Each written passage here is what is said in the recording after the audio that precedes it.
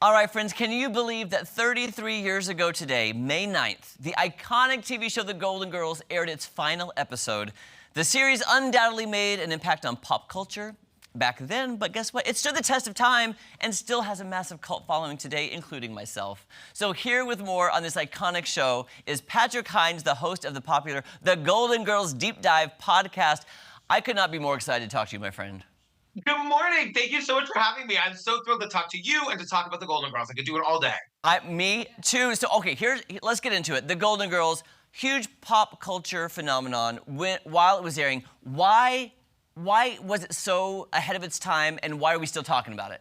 It broke the mold. The networks were not doing shows with four women, with four older women. So it broke the mold. I think audiences loved the fact that they were shocked by how much they loved it.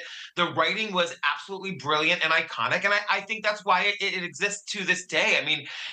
You know, it created the archetypes of those characters we've seen in everything from Sex and the City to Girls to even Will and Grace. Like it broke the mold, and then it created a whole new thing that I think we've been emulating ever since. You know, you brought up something too, because I was looking at my talking points. It did create this kind of like four-woman sitcom type feel, which has been duplicated. But Golden Girls has stood the test of time. Unlike Designing Women, which I kind of thought would. I love Designing Women, but it doesn't have that cultural impact.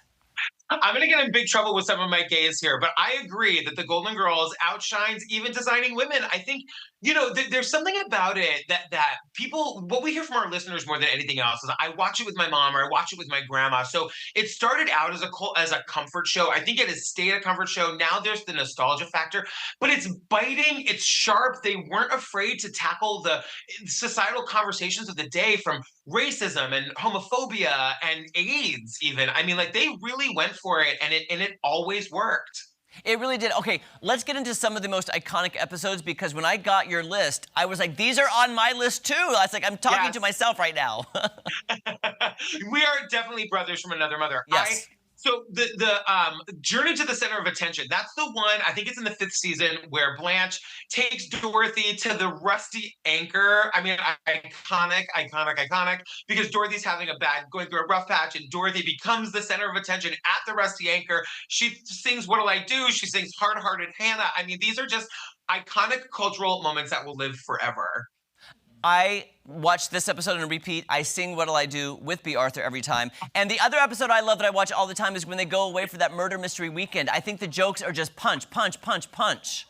The Case of the Libertine Belle. That my co-host Jen Samar, the Tony nominee, the icon herself, that is her favorite episode. And I always love it when they get the women out of the house, they take them to like another location, and then shenanigans always ensue. And like, who doesn't love? There is definitely a crossover between true crime and the Golden Girls. I can't explain it, but it's definitely true. So The Case of the Libertine Belle, it makes sense that people love that episode. It is so good. And of course, you said they did tackle issues. One of the funniest issues they had, Rose dating a little person. So that episode, I can't think of the title, but it's in season 1 when she dates Dr. Jonathan Newman. It's iconic for how that he's the normal one. He's the one who's got it all together, and they're the crazy idiots who just can't be. They're very self-conscious, and he is not. And the Blanche moments and the shrimp, the Blanche moments in that episode, I dream about them. Exactly. And now I want to get to some fun behind-the-scenes trivia. Can you give us a few little tidbits? Yeah, well, the one that maybe people know is that, originally the idea was that Rue McClanahan, who played Blanche, was going to do Rose, and Betty White was going to do Blanche, and they famously flip-flopped. I think that's an iconic piece of trivia. I love knowing that the woman who plays Blanche's sister in season 1, Cherie North, she was actually, in the time of Marilyn Monroe, the studio system hired this woman to sort of be like a competition for Marilyn Monroe. So Marilyn Monroe would get her act together. But Marilyn never saw her as competition. She actually championed Cherie North, and the two actually became really good friends. And Cherie North went on to have her own fabulous film career in the 50s.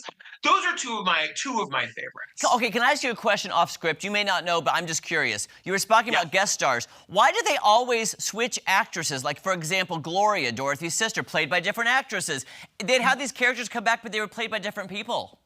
We don't know. The guy who plays Glenn, the one that B. Arthur that Dorothy has an affair with, he was played by two different people. Jerry Yes. Orbach famously, and then some. We found out in our research that that man actually went to prison for being part of the Winter Hill gang in Boston. Like, so I don't know if they found out his previous gang ties, and that's why they didn't bring it back. But so many, it's like it makes no sense. Maybe it was they thought the viewers wouldn't notice or something. I don't know. We've looked into this and we've not been able to get an answer. Okay, well, at least I'm not crazy then. I do No. want to talk about your podcast and your book. Tell people about the podcast and how they can get your book. So it's the Golden Girls Deep Dive podcast. I co-host it with Broadway icon Jen Simard. You can find that at goldengirlsdeepdive.com or anywhere you get your podcast. My book is called Failure is Not an Option. And it's basically the 13 stories of me just like messing up and falling on my face throughout my life. Everything from like opening a home daycare for a week and a half to a disastrous night that I spent with B. Arthur, where I just wanted her to love me and she was just mean and got drunk and was mean to me. And you can get that wherever you get your books. And you also quickly have a true crime podcast as well. Yeah, True Crime Obsessed. We recap true crime documentaries. We've been at it for about 9 years.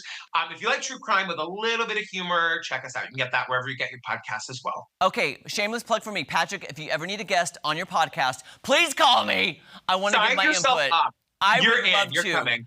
Thank you so much, and thank you for celebrating this sad day in history when the Golden Girls went off the air, but it lives on forever in our hearts and syndication. Yes, and thank you for having me. Of course, Patrick, have a great day.